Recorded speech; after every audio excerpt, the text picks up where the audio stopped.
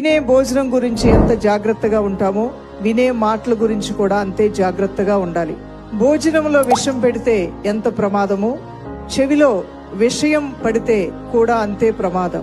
కొన్నిసార్లు మన చెవులు గ్రహించే మాటల వలన మన స్వభావం మారిపోవచ్చు. మంచి చెప్పే వారిని గౌరవించకపోయినా వారి మాటల్లో మంచిని మాత్రం తప్పక గ్రహించు. చాడీలు చెప్పే వారికి మాత్రం దూరంగా ఉండు. ఎందుకంటే రేపు మీ గురించి ఇంకొకరికి చెడుగా వారు చెప్తారు కాబట్టి. సామెతల గ్రంథం 17వ అధ్యాయం 4వ వచనం మనం చూస్తే, చెడు నడవడి గలవాడు దోషపు మాటలు వినును, నాలుక హానికరమైన మాటలు పలుకుచుండగా అబద్ధికుడు చెవియొగ్గును. మీరు ఎవరైనా ఏదైనా చెప్పేది వింటూ ఉంటే అసలు మీరెవరో కూడా మీ గురించి మీరు ఆలోచించాలని ఈ వాక్యం మనల్ని హెచ్చరిస్తుంది. ఇతరులకి హాని కలిగించే మాటలు ఎవరైనా పలుకుతుంటే, ఉన్న వారిని విడదీసే మాటలు, ఐక్యతను చెడగొట్టే మాటలు, విభేదించే మాటలు